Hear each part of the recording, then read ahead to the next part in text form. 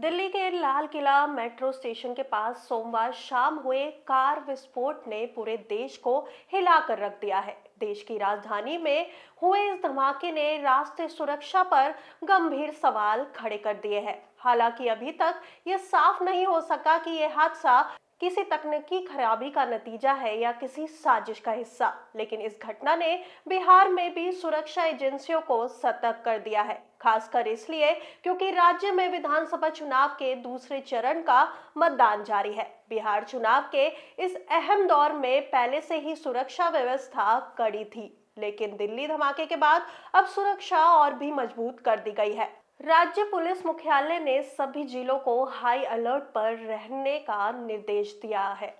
पटना, गया, बोध गया, भागलपुर, मुजफ्फरपुर और दरभंगा जैसे प्रमुख शहरों में पुलिस गश्त बढ़ा दी गई है। रेलवे स्टेशनों, धार्मिक स्थलों, बस अड्डों और भीड़ भाड़ वाले इलाके में चेकिंग अभियान तेज कर दिया गया है। चुनावी बूथों पर भी सुरक्षा बलों की अतिरिक्त तैनाती की गई है ताकि मतदान प्रक्रिया शांतिपूर्ण तरीके से पूरी हो सके। दिल्ली धमाके ने बिहार के लोगों को 27 अक्टूबर 2013 के पटना बम धमाके की याद दिला दी है। उस दिन गांधी मैदान में बीजेपी की हुंकार रैली चल रही थी, जिसमें नरेंद्र मोदी मुख्य वक्ता थे।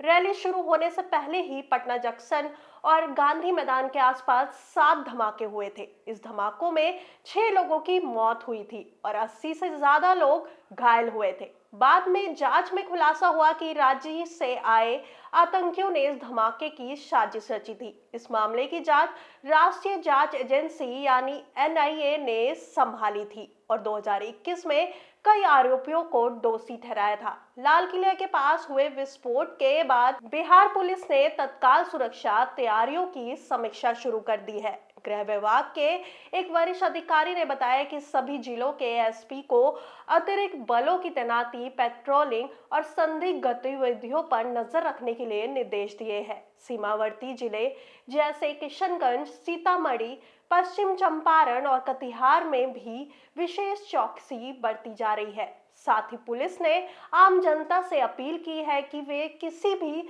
संदिग्ध व्यक्ति या वस्तु के बारे में तुरंत प्रशासन को सूचित करें। चुनावी माहौल में शांति बनाए रखना सभी की जिम्मेवारी है। राजनीतिक दलों ने भी इस घटना पर चिंता जताई है। विपक्ष के नेता तेजस्वी यादव ने कहा कि देश की राजधानी में ऐसे धमाके बेहद चिंताजनक हैं। हम पीड़ित परिवार के प्रति संवेदना व्यक्त करते हैं और केंद्र सरकार से पारदर्शी जांच की मांग करते हैं। फिलहाल जांच एजेंसियां दिल्ली विस्फोट के कारणों का पता लगाने में जुटी है, लेकिन इस घटना ने पूरे देश को सुरक्षा के मोर्चे पर सतर्क कर दिया है। बिहार में चुनावी जोश के बीच ये अलर्ट सरकार और सुरक्षा एजेंसियों के लिए एक बड़ी परीक्षा साबित हो सकता है। बिहार विधानसभा चुनाव के दूसरे चरण का मतदान आज 7 बजे से शुरू हो गया है। दूसरे चरण में कुल 1302 उम्मीदवार चुनाव मैदान में हैं। बिहार चुनाव 2025 के